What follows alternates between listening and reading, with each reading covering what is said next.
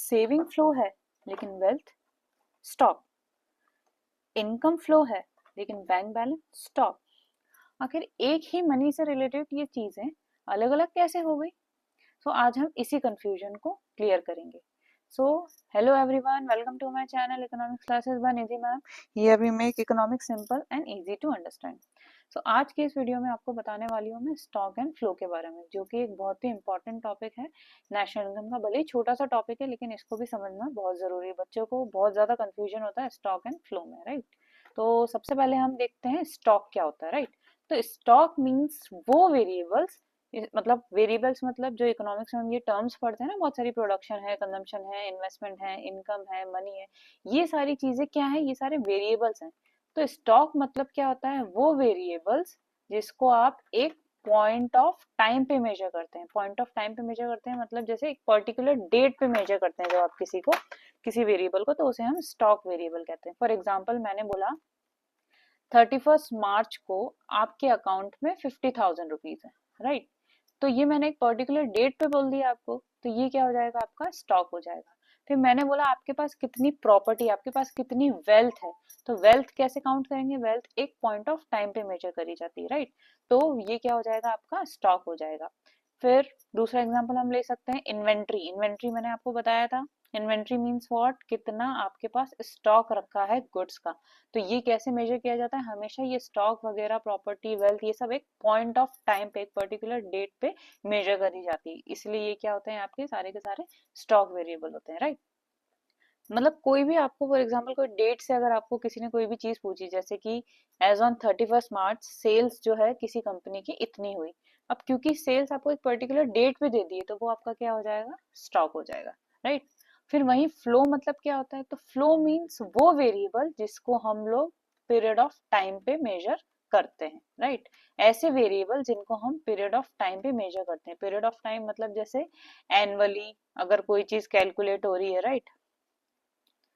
फिर उसके बाद वीकली है फॉर एग्जांपल, डेली है, मंथली है, मतलब टाइम डायमेंशन है उसका उसमें।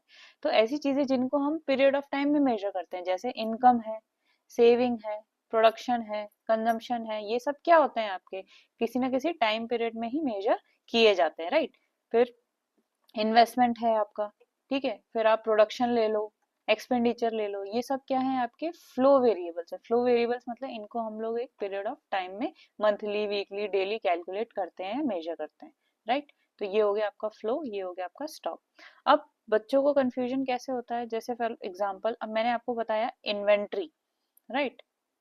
तो इन्वेंट्री तो क्या बताया मैंने आपको? एक पॉइंट ऑफ टाइम पे मेजर किया जाता है, तो वो क्या हो जाएगा? आपका स्टॉक हो जाएगा। लेकिन मैंने अगर आपको वर्ड बोल दिया इन्वेंट्री इन्वेस्टमेंट बोल दिया, तो आपको समझ में आ जाना चाहिए ये क्या मैं बोल रही हूँ। इन्वेस्टमेंट, इन्वेस्टमेंट तो हर बार होते हैं, कभी ना कभी होते ही रहते हैं, तो इसको तो हम लोग कैसे मेजर करते हैं? टाइम पीरियड ऑफ टाइम में मेजर करते हैं। तो इन्वेंट्री इन्वेस्टमेंट आपका क्या हो जाएगा? फ्लो हो जाएगा, राइट? इसको हम लोग एक और एग्जांपल से समझते हैं। आपके बैंक में फॉर एग्जांपल अप्रैल में एक डेट है, जैसे फॉर एग्जांपल 1 अप्रैल को आपके अकाउंट में थे 50,000 रुपए, ठीक है? अब मैंने एक फिक्स डेट पे आपको बोला है कि आपके बैंक में इतना बैलेंस है, तो ये क्या हो जाएगा आपका? ये हो जाएगा आपका स्टॉक कंसेप्ट, राइट? अब आपके इस बैंक अकाउंट में हर मंथ सैलरी आती है, तो इस मंथ इसमें आपकी सैलरी आई है 30,000। तो ये जो 30,000 सैलरी आई है, इनकम आई है, ये तो क्या होता है? हर मंथ में आती है। तो ये आपकी जो सैलरी आई है 30,000, ये आपकी क्या हो जाएगी? ये आपका हो जाएगा फ्लो वेरिएबल हो जाएगा, राइट? या फिर मैं बोलूँ इस बैंक से मैंने 20,000 रुपीज पैसे विड्रॉ कर ली, तो विड्रॉ तो मैं बार बार कर सकती हूँ, तो ये 20,000 जो मैंने विड्रॉ किए हैं, ये भी क्या हो जाएगा आपका? ये भी एक फ्लो वेरिएबल हो जाएगा, ठीक है? फिर अब मैंने देखा मंथ के एंड में 30 अप्रैल को मैंने देखा मेरे अकाउंट में जो है वो कितने रुपए बचे? फॉर एग्जाम्पल 40,000 रुपीज बचे, फॉर एग्जाम्पल, राइट? तो ये मैंने एज ऑन 30 अप्रैल देखा है ना, एक डेट पे पर्टिकुलर देखा है, मेरा बैंक बैलेंस इतना बचा है, तो ये फिर वापस क्या हो जाएगा? मेरा स्टॉक हो जाएगा, ठीक है? एक और एग्जाम्पल अपन समझते हैं स्टॉक एंड फ्लो के लिए। कोई वाटर टैंक है, ठीक है?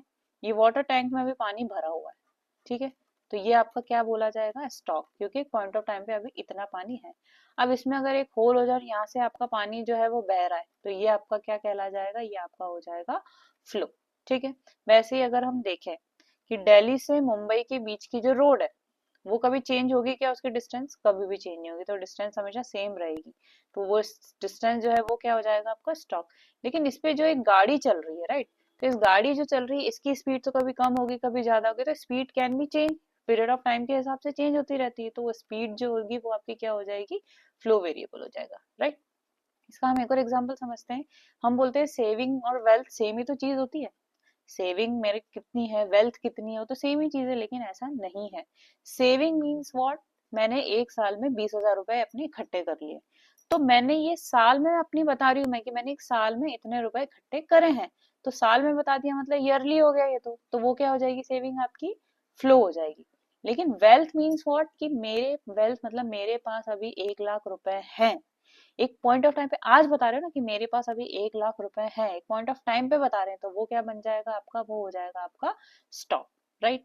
फिर एक और एग्जांपल मैं स्टॉक का बताती हूँ, मनी सप्लाई। नाम से तो देखो कैसा लग रहा है, मनी सप्लाई, सप्लाई वर्ड है मतलब फ्लो होगा, लेकिन ऐसा नहीं है। मनी सप्लाई एक स्टॉक कंसेप्ट होता है, क्यों? क्योंकि हमेशा इसे पॉइंट ऑफ टाइम पे मेजर किया जाता है। लेकिन वही चेंज इन मनी सप्लाई होगा, तो चेंज इन मतलब वो तो चेंज तो होता ही रहेगा, राइट, तो उसको हम क्या बोलेंगे? फ्लो वेरिएबल बोलेंगे। तो समझ में आया? स्टॉक मीन्स आप ऐसे याद रखो, स्टॉक मीन्स स्नैपशॉट। आप जैसे किसी चीज का एक स्क्रीनशॉट लेते हो तो एक पॉइंट ऑफ टाइम पे वो कैसा दिख रहा है वो चीज होती है ना, तो सेम वही स्टॉक होता है, राइट, कि एक पॉइंट ऑफ टाइम पे भी ये चीज क्या है। वही फ्लो मीन्स व्हाट? जो चेंज होता रहता है according to period of time, right. So आपको कभी भी कंफ्यूजन नहीं होना चाहिए। मैंने आपको अगर बोला sales, sale of a company, तो सिर्फ सेल्स बोल दिया तो सेल्स तो यार देखो होती ही रहती है, तो वो क्या हो जाएगा आपका? फ्लो। लेकिन सेल एज ऑन 31 मार्च बोल दिया तो वो क्या हो जाएगा? पॉइंट ऑफ टाइम पे, तो वो आपका स्टॉक हो जाएगा, राइट। तो फ्लो में आपकी क्या क्या आएंगे? जितनी भी देखो, saving, investment, income, expenditure, production, consumption, ये सारी चीजें क्या हो जाएंगी आपकी? फ्लो हो जाएंगी। और मैक्रो इकोनॉमिक्स में तो हम देखो नेशनल इनकम पढ़ने ही वाले, तो नेशनल इनकम खुद बताइए, इसको ईयरली मेजर किया जाता है, तो नेशनल इनकम क्या हो जाएगा आपका? एक फ्लो वेरिएबल हो जाएगा, राइट।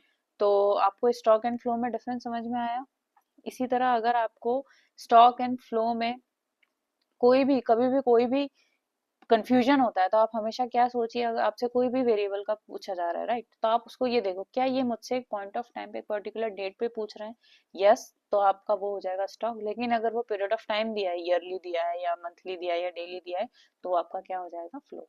अब एक और चीज आती है, क्या स्टॉक कभी चेंज होता है? बिल्कुल, स्टॉक भी चेंज हो सकता है। कि जैसे कि मेरे अकाउंट में 1 मई को मेरे अकाउंट में फॉर एग्जाम्पल 1 लाख रुपीज थे, राइट। अब मैंने इसमें इस महीने मैंने थोड़े पैसे निकाल लिए थे, तो अब 30 मई को मेरे पास इस अकाउंट में कितने रुपए हो जाएंगे? डेफिनेटली अगर मैंने 50 निकाल लिए तो 50,000 रहेंगे। तो स्टॉक की वैल्यू भी चेंज हो सकती है, राइट।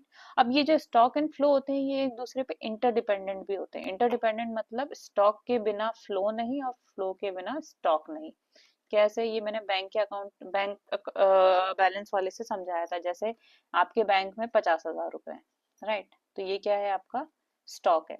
अब स्टॉक जितना ज्यादा होगा उतना ही तो आप इस महीने हर महीने मैंने बोला 2-2 हजार रुपए आप निकाल रहे हो, राइट। तो स्टॉक जितना ज्यादा होगा फ्लो हर महीने आप उतनी बार 2-2 हजार रुपए निकाल पाएंगे, मतलब स्टॉक जितना ज्यादा तो फ्लो उतना ज्यादा होगा। या फिर मैं बोलूँ इस बैंक में आप हर महीने 5,000 रुपए जमा करते जा रहे हैं, राइट, डिपॉजिट करते जा रहे हैं, तो हर महीने अगर आप 5,000 जमा करते जाएंगे फ्लो ज्यादा होगा, तो आपका स्टॉक भी क्या होगा? ज्यादा होगा। तो स्टॉक एंड फ्लो क्या होते हैं? एक दूसरे पे इंटरडिपेंडेंट रहते हैं, राइट। तो आई होप आपका स्टॉक एंड फ्लो का जो कंफ्यूजन है वो दूर हो गया होगा। इसी तरह अगर आपको इकोनॉमिक्स के कंसेप्ट को रट्टा मार के नहीं समझ के करना है सारी चीजें, तो आप please economics classes by Nidhi ma'am को फॉलो करें, सब्सक्राइब करें। If you want to get more about this, you can join my class.